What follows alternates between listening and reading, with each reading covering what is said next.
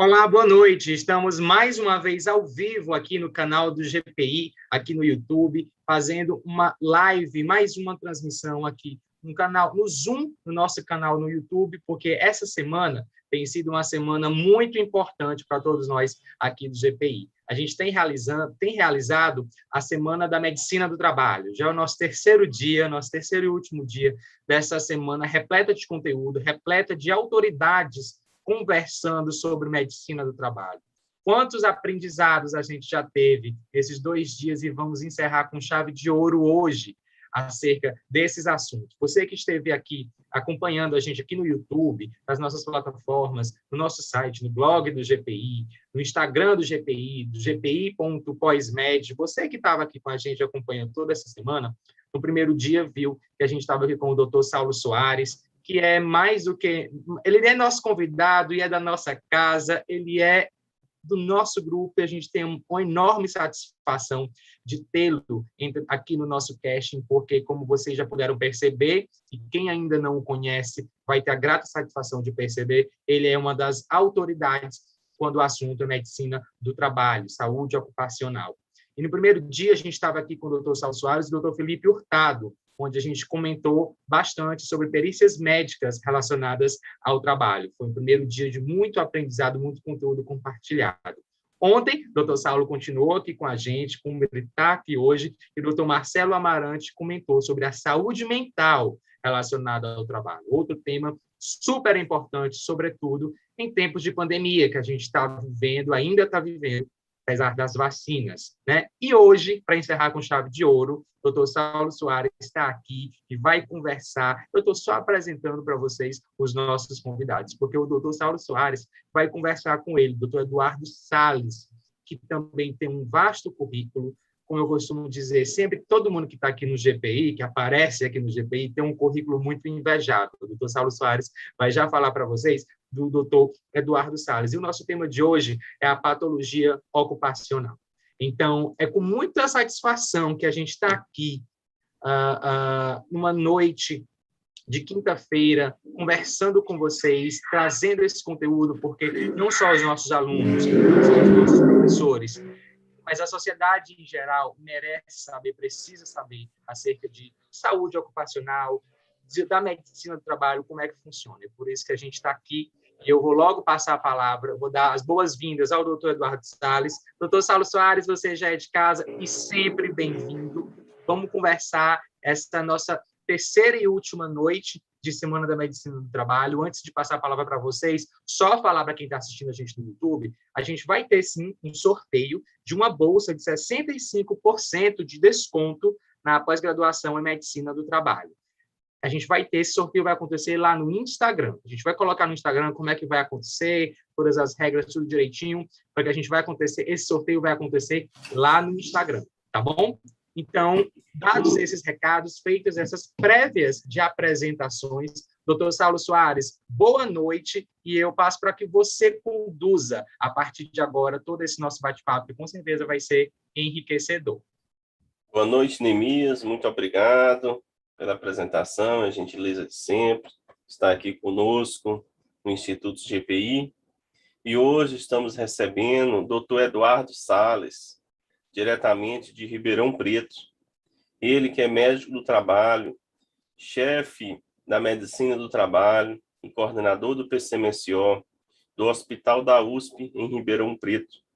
Também é médico da Prefeitura, médico do trabalho da Prefeitura Municipal de Ribeirão Preto, e ainda também é médico do trabalho na iniciativa privada. Então, com esse vasto experiência que ele tem em diversos setores, em um hospital aí da USP, em Ribeirão Preto, vamos tratar hoje sobre a patologia ocupacional. Estamos aqui na nossa pós-graduação em Medicina do Trabalho, pelo Instituto GPI, que eu apresento, e convido a todos que estão nos acompanhando online ou após, no gravado, a conhecer a estrutura dessa pós-graduação. No site do Instituto GPI está disposto todos os módulos. Então, você pode conhecer quais os módulos que você vai estudar, quais são os professores, e verificar que o projeto pedagógico realmente contempla mais do que necessário ainda, o que é o suficiente para esse desenvolvimento da medicina do trabalho. Então, doutor Eduardo Salles, muito obrigado pela sua presença e bem-vindo. Obrigado.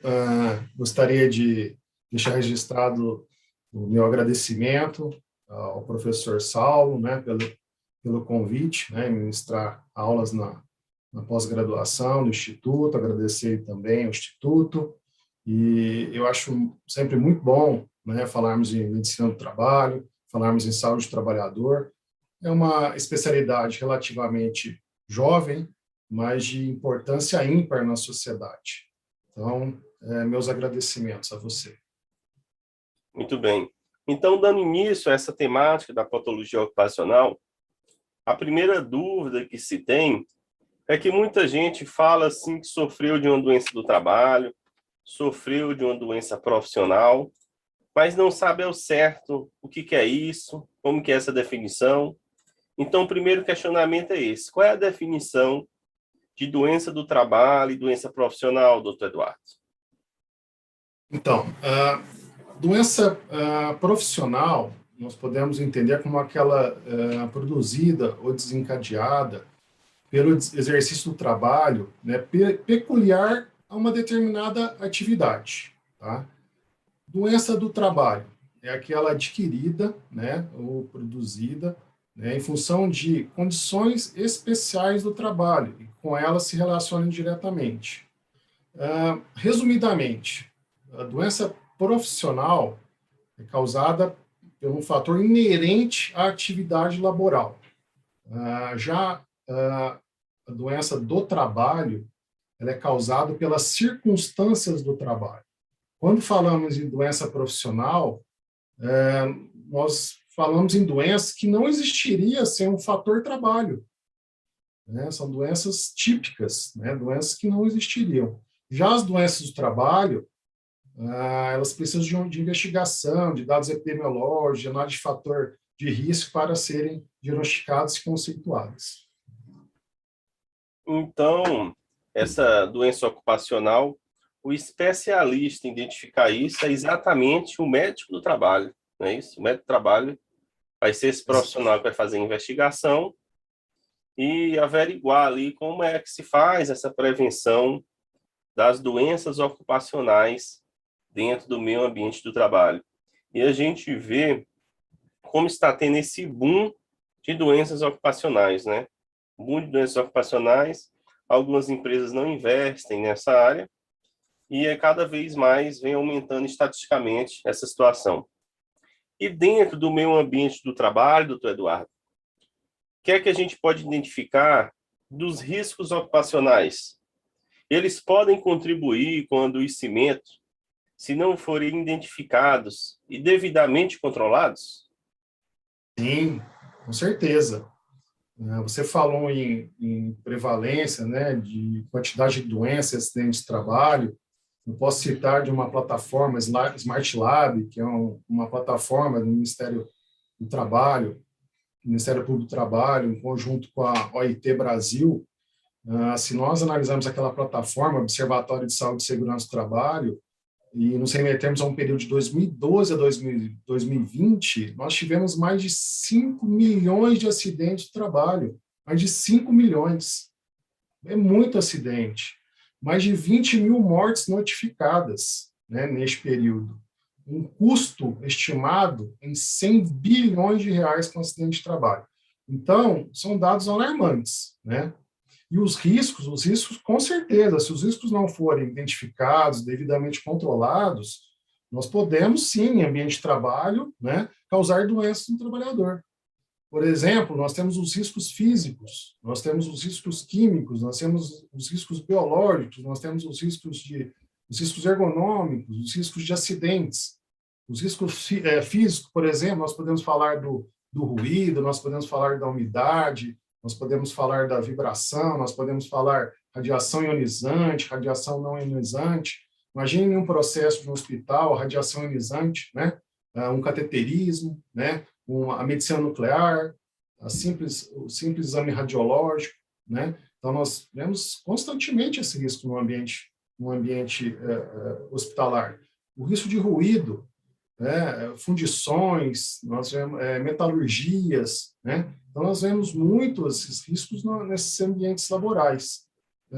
Riscos químicos, né? Nós vemos, por exemplo, benzeno em poste de combustível, nós temos até uma portaria que determina, né, o monitoramento do benzeno, né? Os riscos biológicos, né? Falamos em Covid, olha aí o Covid, né? Como um vírus, nós falamos em vírus, bactérias, né? Prions, protozoários para os riscos biológicos, nós falamos risco químico, nós falamos produtos químicos, nós falamos em nevas, gases, vapores, produtos químicos em geral.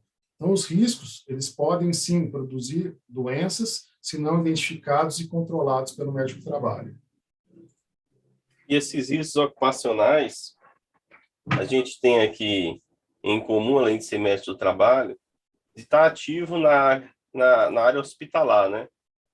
O Dr. Eduardo Salles é chefe da medicina ocupacional do Hospital das Clínicas da Faculdade de Medicina de Ribeirão Preto, na USP.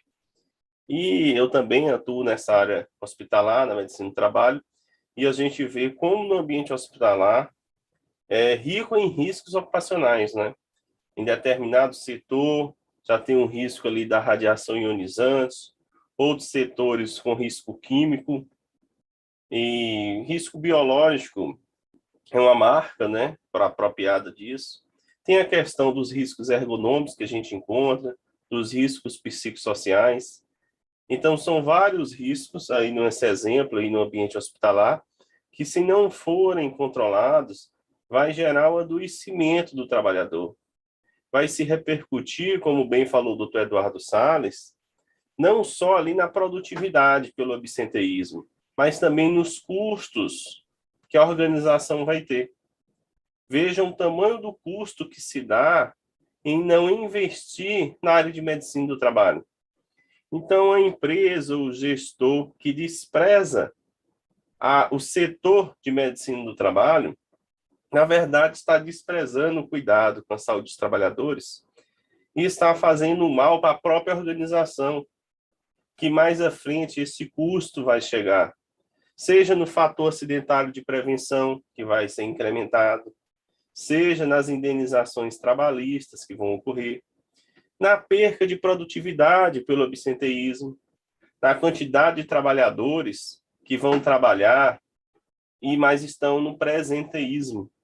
Eles estão desmotivados daquela organização.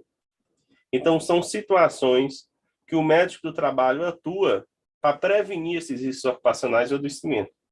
Mas, para isso, é preciso deixar que o médico do trabalho trabalhe, né? Isso que é interessante. Ele ali é o especialista em riscos ocupacionais, mas sabemos que no ambiente industrial é uma situação, no ambiente hospitalar é outra, né?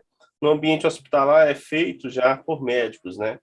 Então, muitas vezes, pode ser que o médico do trabalho seja, dentro da organização, considerado só mais um médico, e não se tenha atenção devida, que não é uma questão pessoal, mas sim de investir naquela área, porque cuida da saúde de todo o corpo de trabalhadores. Então, é preciso avançar nesse entendimento. E nesse aspecto da patologia ocupacional, da patologia do trabalho, quais são os critérios de classificar essas patologias? Como que se classifica isso na prática? Então, nós vemos grandes, vamos dizer assim, a classificação das doenças, né, relacionadas ao trabalho, ela vem ao longo dos anos passando por modificações, né? Se a gente se remeter ao passado, Ramazzini, né, em 1700, né, tentou, né, inicialmente fazer uma classificação em que ele falava de doença do trabalhador. Ali se falava em doença dos mineiros. Ali já se falava das doenças dos trabalhadores que ficavam em pé. Isso em 1700. Agora, aqui no Brasil, né, uma classificação muito adotada é a classificação de Schilling, é um médico, né, da Inglaterra, um catedrático de Londres, da Universidade de Londres, que adotou uma classificação e dividiu, né, as doenças em 3 grupos. Essa classificação, ela falava em doença, ela relacionava a doença, a patologia, com o fator trabalho, de adoecimento no trabalho. Então, ele classificou, né, em 3 grupos. No grupo 1, ele falava que o trabalho era uma causa essencial, né? O trabalho ele era um fator necessário. Então, grupo 1, trabalho era um fator necessário. No grupo 2, ele falava que o trabalho poderia ser um fator contributivo, mas não necessário. E no grupo 3, ele falava que o trabalho poderia ser provocador de um distúrbio latente ou agravador de uma doença pré-existente. Então, essa classificação é uma classificação mais aceita aqui, uma classificação adotada por médicos de trabalho, uma classificação adotada pelo Ministério da Saúde, uma classificação adotada pelos núcleos de vigilância, os núcleos de vigilância do trabalhador. Então, nós, médicos do trabalho, adotamos essa classificação, né? A relação da doença com o fator trabalho, e a classificamos nesses 3 grupos, grupo 1, grupo 2 e grupo 3. Excelente. Então, você vê aí a atuação do especialista médico do trabalho em classificar a doença ocupacional que é encontrada naquele ambiente de trabalho. E entre as doenças profissionais, você pode, doutor Eduardo, me dar um exemplo, considerando essa classificação que acabou de tratar? Sim. A doença profissional, ela poderia ser incluída no grupo 1, né? Que o trabalho, ele é uma causa necessária, né? Então, entende-se como trabalho, né? Sem o trabalho não haveria aquela doença, né? Podemos citar, por exemplo, nosso aqui, é um exemplo clássico para que todos estejam nos assistindo, para ter um entendimento mais claro, a silicose, né? A silicose, a famosa doença dos mineiros, a doença das minas subterrâneas de ouro, né? Essa doença é causada pela inalação, né, das partículas de sílica. Então, é uma doença profissional, uma doença tipicamente profissional. Essa doença, para você ter uma ideia, ela é altamente incapacitante. Essa doença leva a uma fibrose pulmonar, né? Aqui no Brasil, ela é uma doença mais prevalente entre as pneumoconioses. Pneumoconiose é uma patologia, né, relacionada à inalação de poeiras no ambiente de trabalho.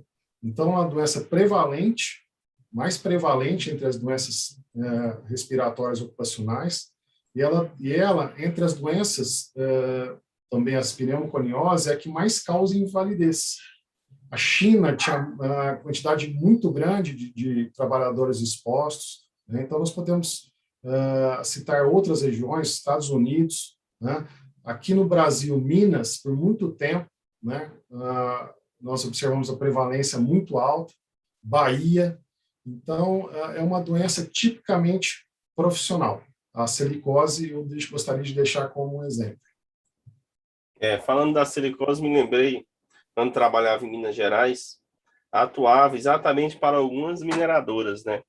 E a gente tinha que ter toda essa cautela, essa prevenção de exames complementares, de uso adequado dos equipamentos de proteção individual, né?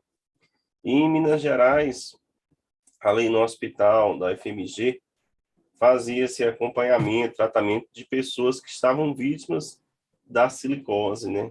Muitas vezes até pessoas jovens que chegaram a falecer em atividades aí envolvendo, né? Algumas até jateamento, essa questão de jateamento, pessoas jovens que não estão até de forma informal no mercado de trabalho, entram ali em um estabelecimento empresarial, fazem aquilo sem ter o conhecimento, e a empresa também não tem a devida cautela, né? Não tem a devida cautela. Tem uma situação que me foi relatada, que o funcionário ficava ainda em um quarto fechado provavelmente sem o equipamento de proteção individual, fazendo jateamento. Ou seja, ainda agravando ainda mais a sua condição, o que logo em breve gerou no jovem, né, um adoecimento. Então, vocês vejam aí esse cuidado integral. A ausência de um médico do trabalho na organização, o que é que pode gerar? Inclusive, até mesmo o adoecimento fatal de um trabalhador, porque a empresa não teve um profissional para fazer a prevenção dos riscos ocupacionais. A realidade é que o Brasil ainda não tem a devida cautela com os riscos ocupacionais. Antes mesmo da pandemia da Covid-19, a Organização Internacional do Trabalho já utilizava o nome pandemia oculta para os acidentes do trabalho e doenças ocupacionais. Ou seja, o mundo vive uma pandemia oculta, porque é algo que não é tratado de grande monta pela mídia, você não vê nas revistas que não são da área. Então, a população em geral não sabe, assim, mas são as inúmeras vítimas, são inúmeras pessoas incapacitadas em razão do trabalho. E a justificativa é a ausência de prevenção, a ausência de investimento em medicina do trabalho, em saúde do trabalhador. E doutor Eduardo, no campo dos grupos da classificação de Shingo 2 e 3, qual um exemplo aí nesse caso? Sim. Então, quando a gente fala no grupo 2, que é, né, aquela doença que o trabalho pode atuar como um fator contributivo, mas não necessário, né? Como exemplo, as LER-DORTs, né? Lesão por esforço repetitivo, as doenças osteomusculares relacionadas ao trabalho. Então, por exemplo, uma condilite, cotovelo, uma tenossinovite, né? Essa patologia pode ter a sua relação com o trabalho, né? Desde que analisamos, né, dados epidemiológicos, fator de risco, a exposição, então frequência, intensidade e duração da exposição ao fator de risco, né? Então, essas doenças, elas podem ser relacionadas com o trabalho, né? Elas existem só no trabalho? Lógico que não, né? Por isso que elas são consideradas doenças do trabalho, e não doenças profissionais. Elas existem fora do trabalho, né? E essas doenças, né, as do grupo 2 e 3, né, são doenças comuns, são doenças multicausais, multifatoriais, em que o trabalho atua como um fator de risco. E esse fator de risco, o médico do trabalho tem que analisar, tem que estudar, né, para fazer um diagnóstico correto. Quando falamos em uma doença do grupo 3, né, que, ou seja, que o trabalho pode ser provocador de um distúrbio latente ou agravador de uma situação pré-existente, nós podemos falar também numa área hospitalar, vou dar um exemplo, da dermatite de contato por látex. Então, ou seja, a gente vê muito lá no hospital as dermatites pelo látex nos profissionais de enfermagem. Então, são pessoas que já têm uma predisposição, têm um fator imunológico, né, um fator de sensibilização, e a luva, né, ela desencadeia essa reação. Então, o que nós fazemos lá? Né, trocamos as luvas de látex por luvas nitrílicas, luvas hipoalergênicas. Então, no grupo 2, né, muito conhecido, seria uma doença osteomuscular, LER-DORT, né? E no grupo 3, por exemplo, uma dermatite de contato alérgica. Certo. E uma coisa, doutor Eduardo, que a gente sempre escuta, é assim, que em determinada empresa ou determinado setor tem mais doenças em uma área. Assim, quem é operador de telemarketing, geralmente é isso. Os enfermeiros estão tendo mais aquela doença. Eu me lembro que em Minas Gerais, eu estive um tempo em uma empresa que fazia tubos. Então, fazia esses tubos metálicos e tinha um alto-forno, né? Aqueles enormes, com aquelas temperaturas altíssimas, né? E tinha uns funcionários que ficavam na boca do alto-forno e estava cada vez mais difícil conseguir que jovens trabalhassem ali. Eles não queriam aquilo e se espalhou na empresa que quem trabalhava naquela função teria problemas urológicos. Tinha problema de ordem urológico por estar numa temperatura muito alta o dia inteiro ali, em frente àquela temperatura, os homens que tivessem ali.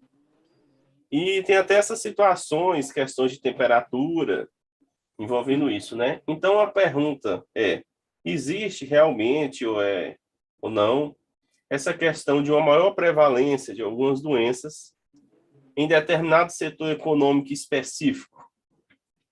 Sim, com certeza.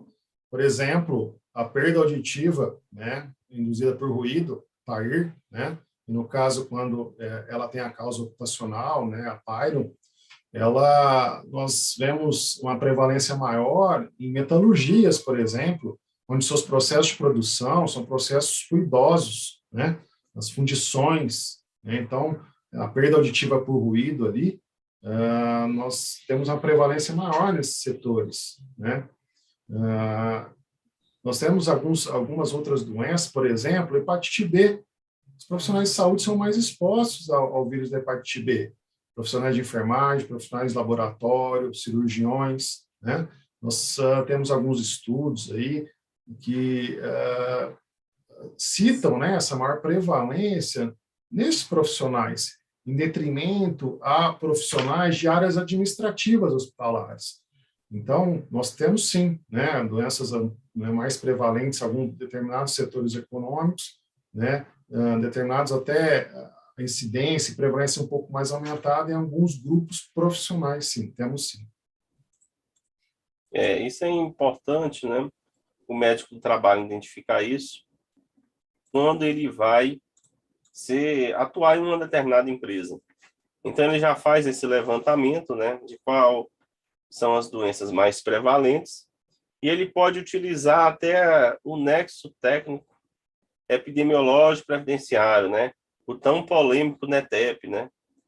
Tem todas as polêmicas relacionadas ao NETEP, mas é uma fonte de estudo que o médico do trabalho pode fazer, conferir ali qual é o KNAI da atividade econômica, quais são as doenças ali que o INSS já identifica como de natureza ocupacional, né, para fazer essa investigação, ver essa situação.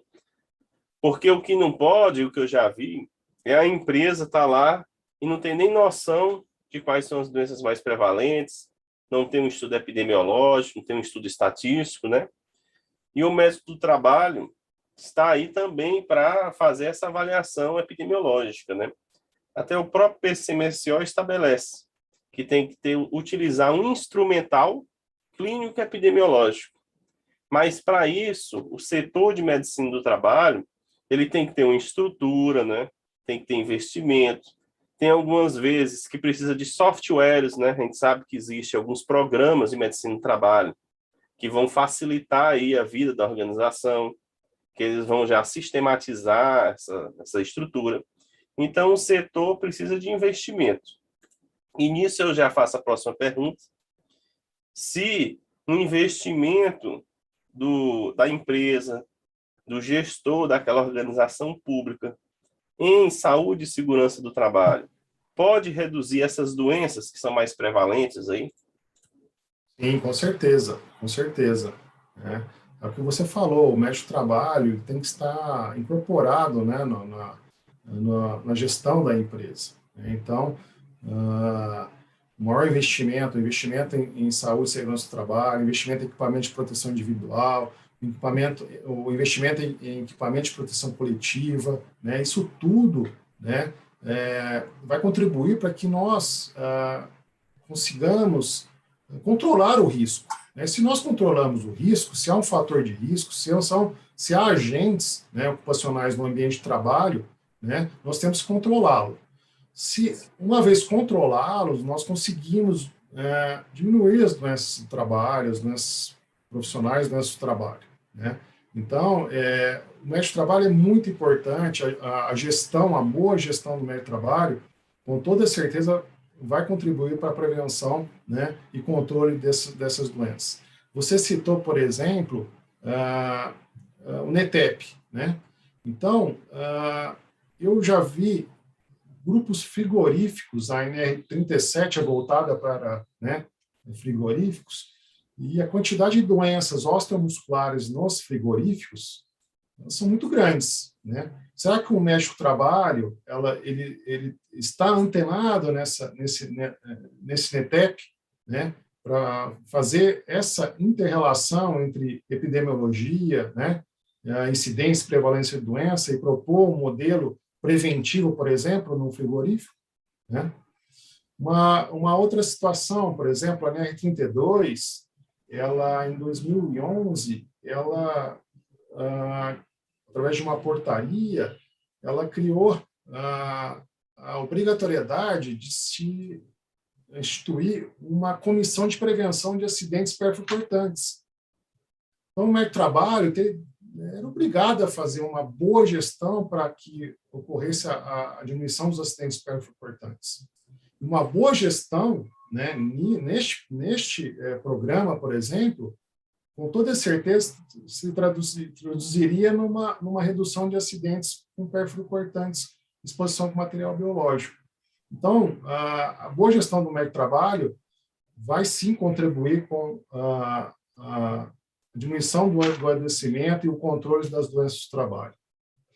Esse ponto, doutor Eduardo, muito importante, né, da NR32, das instituições hospitalares, do programa de prevenção de perfurocortantes, né, que é a obrigação da comissão gestora multidisciplinar. Não é nenhuma obrigação do médico do trabalho, né? Mas o médico do trabalho, o coordenador do PCMSO, ele participa da comissão, mas é integral. Aí o que é que o médico do trabalho pode fazer? Ele tem um dever de informar a organização hospitalar que ela tem que instituir a comissão gestora multidisciplinar. Mas também, se a organização não instituir, já é responsabilidade da própria organização. Porque o médico do trabalho não vai poder se substituir à comissão e ele mesmo fazer uma coisa que não é conforme a NR da competência privativa e exclusiva dele, né? Então, o médico do trabalho faz o levantamento, uma instituição hospitalar da NR32, vê tudo o que necessita. Por exemplo, lembrei agora da NR32, serviços oncológicos. Lá tem dito que tem que ter manuais dos serviços oncológicos disponíveis aos trabalhadores. Esses manuais têm que ser feitos em parceria com os profissionais do setor de oncologia, que são os oncologistas. Então, tem que elaborar esses manuais. Então, algumas coisas do médico do trabalho, ele vai ali ser o conduzidor. Mas, como ele não tem essa função, na maioria das vezes, de chefia da alta organização, ele não tem, então, um poder de direção. Isso, então, é um problema para as organizações, né? E, doutor Eduardo, uma situação que ocorre é quando o médico do trabalho está inserido em uma organização, digamos como uma indústria, setor de serviços, né? Que os profissionais ali, a organização que contrata, é formada por engenheiros, administradores, né? Advogados. Então, eles têm uma tendência a escutar o médico do trabalho, porque, afinal, foi contratado um especialista na área e é necessário que ele seja ouvido, as suas ideias e seguidas. Mas tem um desafio a mais quando o médico do trabalho se insere exatamente na área hospitalar, porque é formado exatamente por profissionais médicos da área da saúde, né, que muitas vezes podem não dar a devida atenção à medicina do trabalho, né, porque acreditam que já sabem de determinada área da medicina, que a medicina do trabalho poderia ter sido aquela especialidade lá na graduação que era mais esquecida, né? Algumas faculdades não valorizaram a medicina do trabalho, ou não tiveram a cadeira da medicina do trabalho. E a medicina a gente sabe que fica muito focada ali naquela área cirúrgica, né? Na área clínica, assim, e a medicina do trabalho, por ser uma especialidade nova, reconhecida há poucos anos em resolução do órgão máximo da medicina, né? Então, tem esses desafios a mais para o médico do trabalho. O médico do trabalho da instituição hospitalar, ele tem um desafio a mais de conseguir não só convencer o gestor, né? Mas ele tem que mudar a mentalidade do gestor, que já foi formado ali, a não ter aquela atenção devida à medicina do trabalho desde os bancos da graduação. Mas, muitas vezes, só vai se valorizar quando chega, digamos assim, a fatura, quando chegam as indenizações trabalhistas, as denúncias no Ministério Público do Trabalho, as multas da Auditoria Fiscal do Trabalho, aí a medicina do trabalho é lembrada. E a gente não gostaria que fosse assim. A gente gostaria, né, que o método do trabalho fosse valorizado sem ter que ter o dano. Não temos que esperar o dano à saúde do trabalhador. Isso é errado, essa visão. A gente tem que atuar de forma preventiva. Mas, para fazer isso, é preciso que a organização nos dê autonomia, nos dê independência funcional para trabalhar.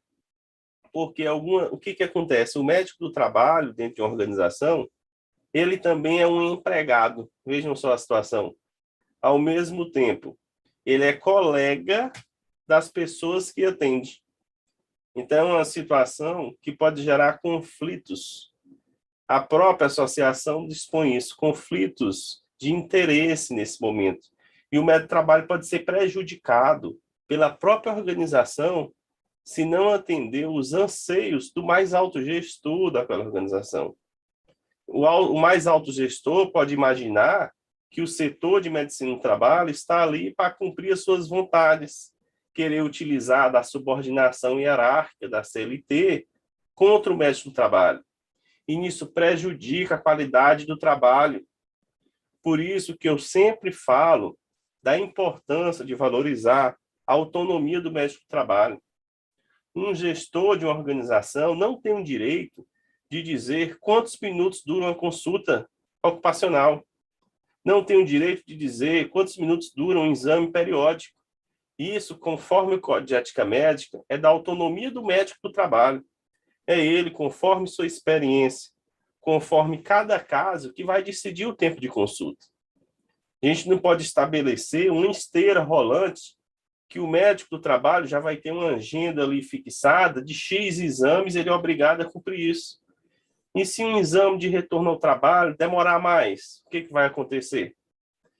Vai gerar um atraso, os trabalhadores vão ficar aborrecidos com o médico do trabalho, mas não sabem que ele está ali sem autonomia. Então é preciso sempre debater isso. E uma pessoa pode me perguntar, mas será necessário mudar a legislação brasileira? E não é. A Convenção 161 da OIT já garante autonomia e independência profissional para o médico do trabalho. O Código de Ética Internacional da ICOR diz isso também, que os contratos de trabalho dos médicos de trabalho tinham que garantir a autonomia dele. Então, uma coisa que muitas vezes a sociedade não toma conhecimento é que os serviços de medicina do trabalho não podem mais, porque não permitem, as organizações barram, as organizações não garantem autonomia e independência. E no exemplo claro disso, vou dar um exemplo de um jurista, Sebastião Geraldo de Oliveira, um jurista conhecido na nossa área de saúde e segurança do trabalho. Ele dispõe o quê? Como que um médico do trabalho, um profissional da saúde do trabalhador, vai ter autonomia se ele pode ser demitido se desagradar um empregador? Vejam só. Então, se o médico do trabalho desagradar o gestor máximo da instituição, ele pode ser demitido sem justa causa. Então, ele evidencia claramente que não se tem. Então, qual a proposta desse jurista? Garantir no contrato de trabalho do médico do trabalho garantia provisória de emprego, ou seja, a chamada estabilidade, que o médico do trabalho só poderia ser demitido por justa causa. E existe isso em alguma forma? Vamos lembrar dos membros da CIPA. Quem é membro da CIPA eleito já tem essa garantia. Então, não faz sentido quem participa da CIPA eleito ter a garantia e o médico do trabalho não ter a garantia. Sendo que o médico do trabalho pode muito mais desagradar a alta gestão da empresa do que um membro da CIPA. Então, é algo aí que a gente tem que ainda alcançar para a nossa especialidade, mas não como um privilégio para a especialidade. Eu chamo até de prerrogativa. É uma prerrogativa do médico do trabalho. E as prerrogativas não são direcionadas à pessoa, mas sim à sociedade, mas sim a um corpo de trabalhadores. Quem vai se beneficiar de um médico do trabalho com autonomia, independência profissional, são os trabalhadores daquela empresa, que vão ter um médico agora que vai ter total autonomia para suas decisões. E, falando nisso, vamos tratar como que o médico do trabalho vai fazer essa investigação de uma doença profissional do trabalho, doutor Eduardo. Nós, através dos exames médicos, né, nós conseguimos fazer, né, essa investigação, né? Os exames médicos estão previstos na NR7, né? Os exames periódicos, né? Então, através da realização dos exames médicos, através dos procedimentos de segurança, né, do uso dos EPIs, do uso dos EPCs e os exames médicos, né, regulares, é que nós podemos fazer uma intervenção precoce dessa doença, fazer prevenção primária, secundária, né? Então, eu acho, até você tocou num ponto muito importante, né? Muitas empresas não fazem os exames periódicos, né? Os exames periódicos, né, que deveriam ser executados anualmente, muitas vezes são executados a cada 3 anos, 4 anos, né? Ou quando o trabalhador apresenta algum problema de saúde, ou o gestor entende que ele, né, esteja apresentando algum problema de saúde. Então, a NR7, ela fala dos exames ocupacionais, ela fala de um programa de controle médico de saúde ocupacional, justamente para fazer a prevenção, justamente fazer o rastreamento e diagnóstico precoce dos agravos à saúde relacionados ao trabalho. Então, os exames ocupacionais são muito importantes, são muito importantes. Nós falamos do ruído, né, da exposição ao ruído. Imagine um trabalhador exposto ao ruído, sem a devida proteção e sem ser submetido a um exame médico, um exame de monitoramento, um exame de audiometria que a gente fala, né? Imagine a situação. Imagine esse trabalhador, né, exposto a um risco 5, 6, 7 anos, sem nenhum monitoramento, sem nenhum controle. Qual que é a probabilidade que esse trabalhador desenvolva uma doença auditiva, né? Que ele desenvolva uma perda auditiva relacionada ao trabalho. Então, através dos exames médicos, nós temos, né, ferramentas para que nós possamos identificar essas doenças precocemente, nós tenhamos ferramentas para prevenir essas doenças e conduzi-las da melhor forma possível. Então, acho que você tocou num ponto importantíssimo em relação ao cumprimento das normas, em especial da NR7. Muito bem, doutor Eduardo, importantíssimo isso. É uma ferramenta de vigilância em saúde do trabalhador, os exames ocupacionais. E algumas empresas, até mesmo com mais de 1.000 funcionários, numa empresa pequena, descumprem esse requisito básico, que é estar com seus exames periódicos em dia. E isso se dá pela organização não reconhecer a importância dos exames periódicos, como se fosse algo pro forma, como se fosse algo simplesmente para cumprir NR e evitar a multa trabalhista. Gestor que pensa nisso já mostra que não tem o mínimo de conhecimento do que é o exame periódico, qual é a sua finalidade desses exames complementares. Então, o papel do médico do trabalho é notificar a gestão dessas falhas que estão ocorrendo, para que futuramente não seja ele considerado, não seja ele punido.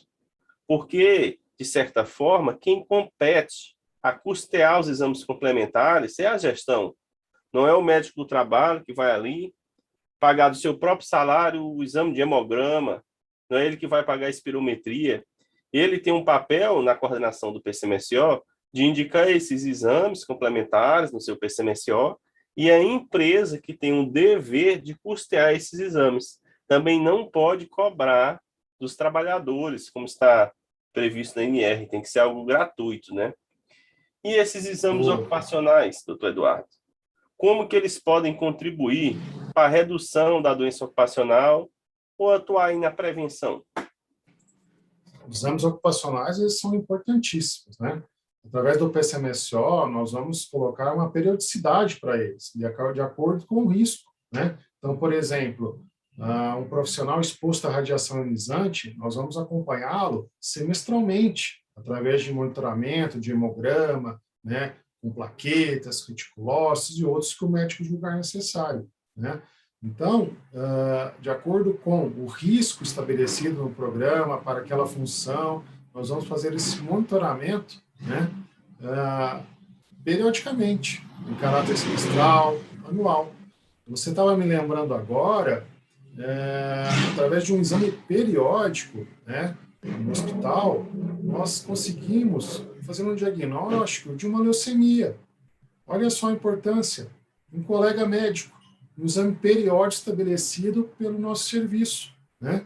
Então, através de um hemograma simples, nós identificamos uma alteração que foi, né, aprofundada a investigação e o colega estava com uma leucemia. Será que se não tivesse será que se esse exame demorasse, né, se realmente não passasse ali com a gente, quer dizer, nós estaríamos retardando o diagnóstico dele, né? Então, através dos exames, né, os exames identificando os riscos, identificando as funções, nós vamos propor exames periódicos, né, exames em caráter, né, uma periodicidade pré-definida para que nós possamos fazer esse acompanhamento em saúde do trabalhador e fazer prevenção e diagnóstico precoce de doenças relacionadas ao trabalho. Quanto mais precoce fazemos uma intervenção, né, menor custo, menor dano será para o trabalhador.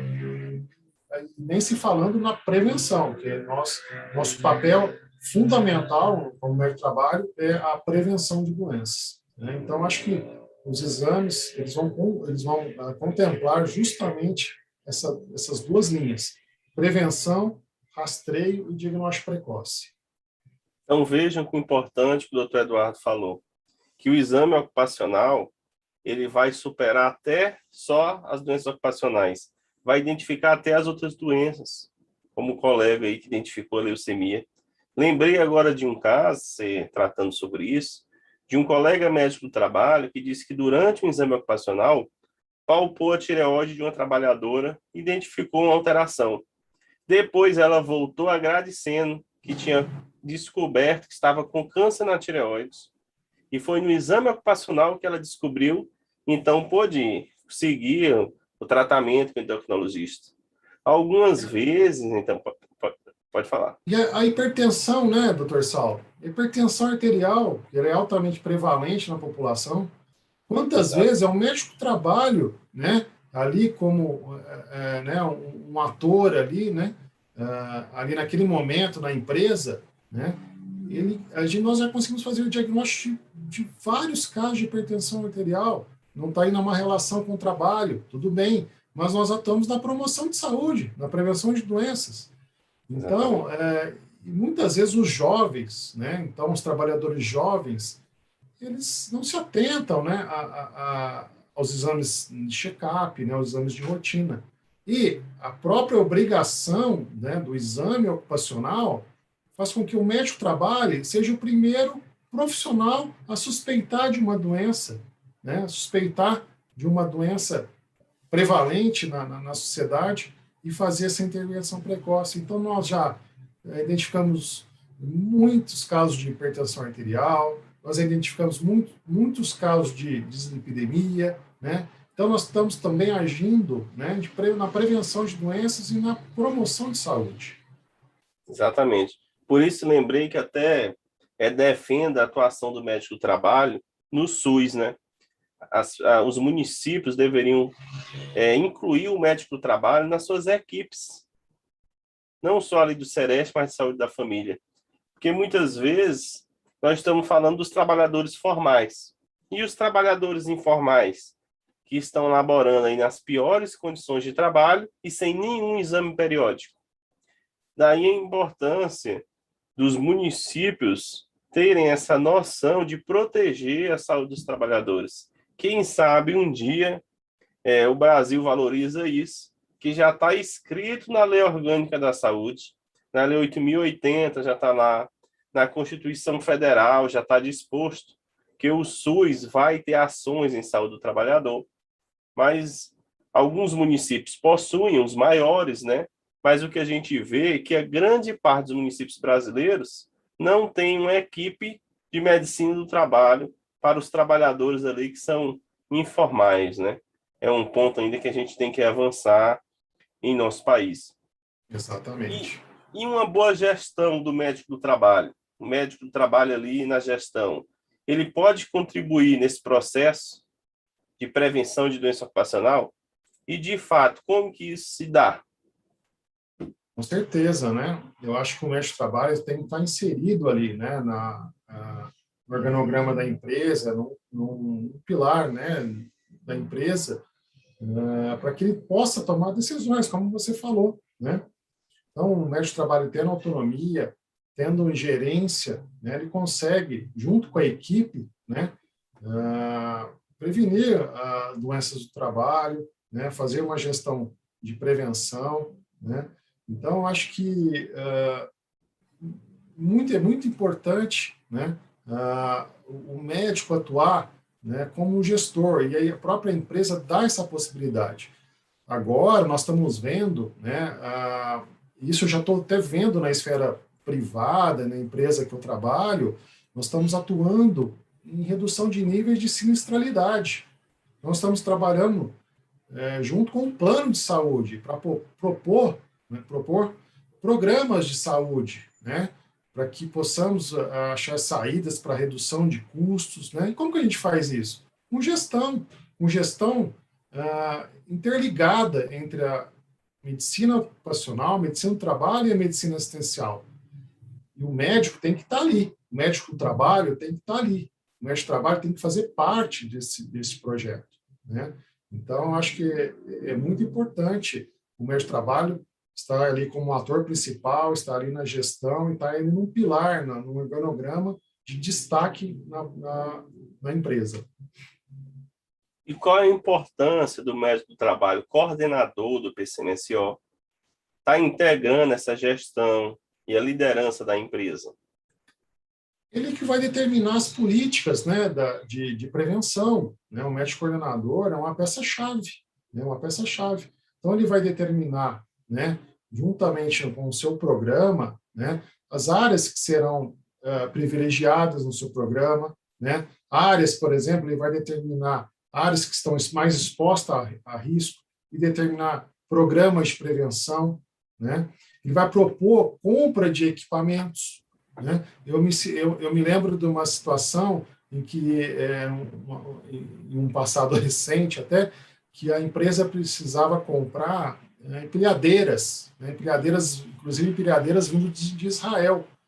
Agora, nós atuamos neste processo de compra, analisamos se essas empilhadeiras eram compatíveis com o nosso trabalho, se poderia causar algum tipo de dano ao nosso trabalhador.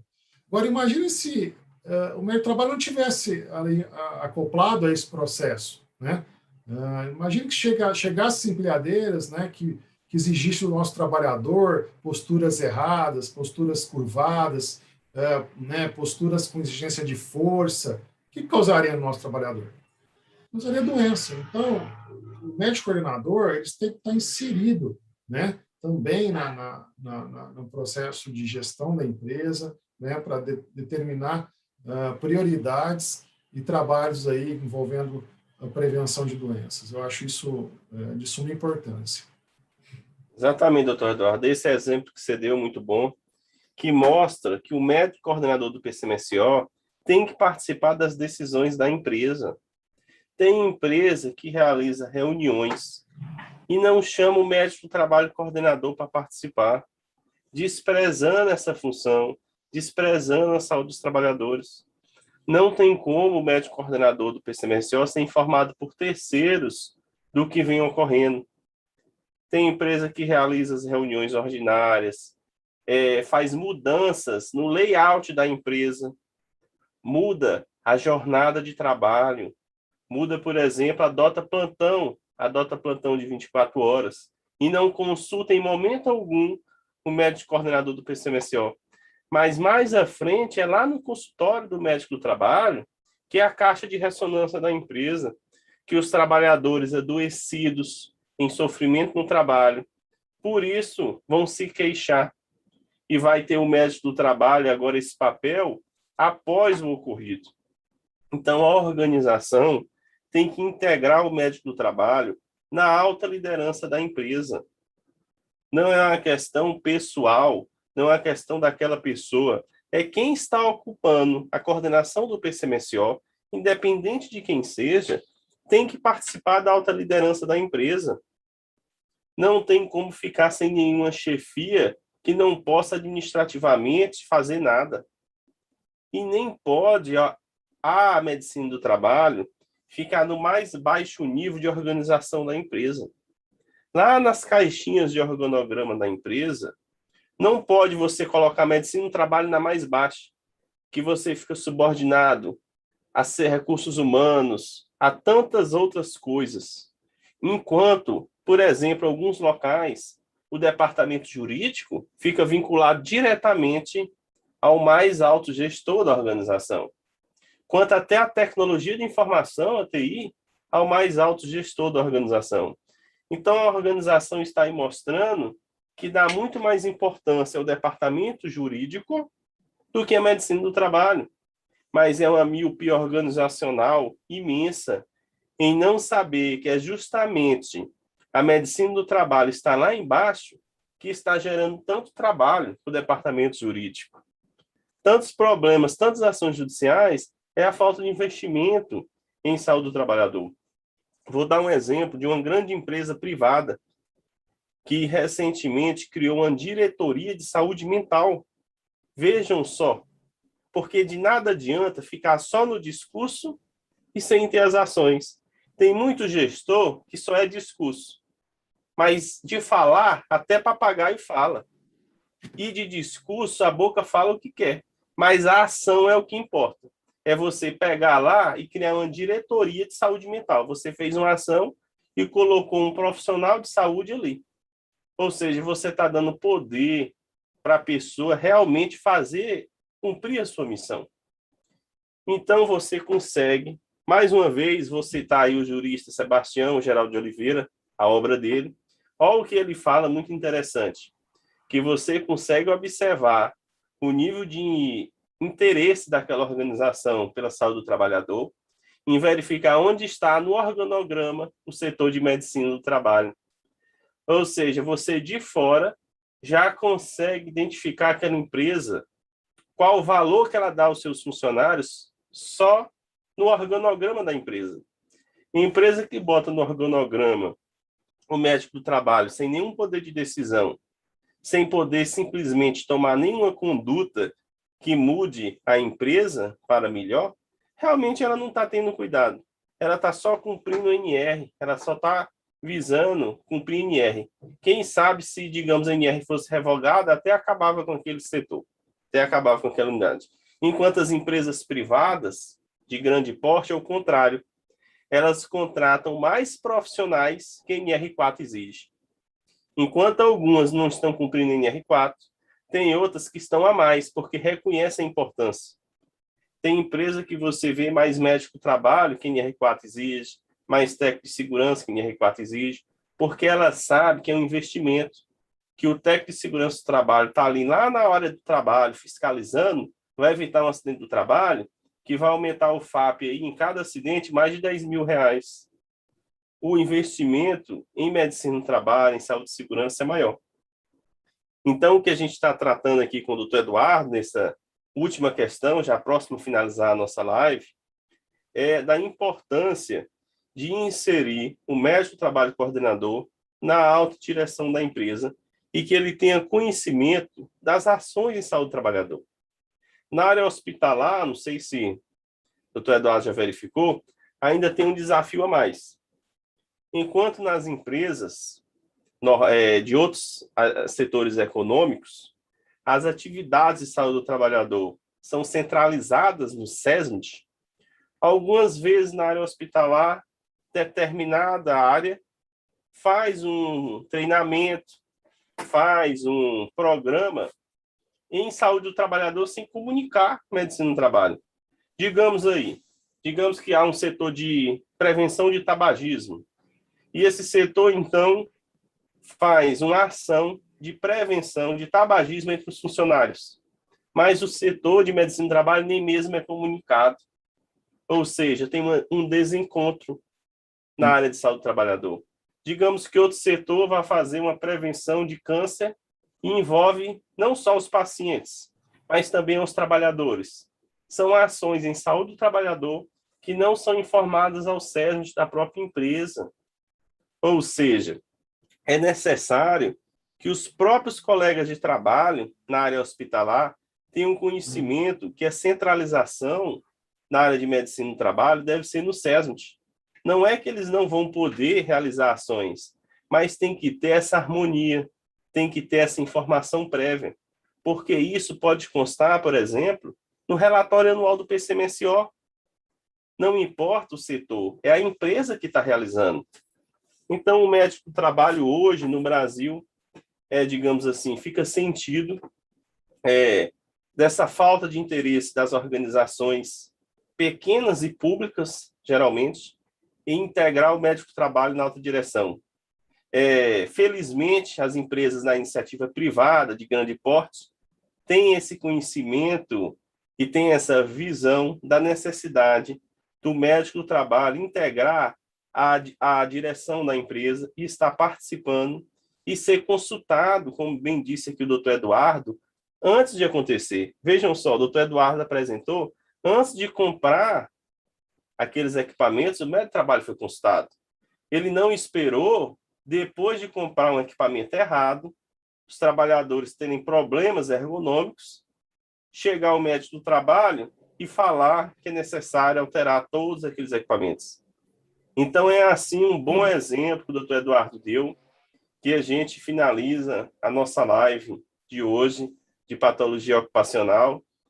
Então, finalizando aqui a nossa semana de medicina do trabalho pelo Instituto GPI, e estamos aí convidando para conhecerem a nossa pós-graduação em medicina do trabalho, que vamos contar com os conhecimentos do Dr. Eduardo Salles, que virá de Ribeirão Preto para Teresina, presencialmente, encontrar aqui com nossos alunos e expor toda essa disciplina de forma como um módulo inteiro, né? Serão 20 horas aí de discussões, de conhecimento, certamente muito rico.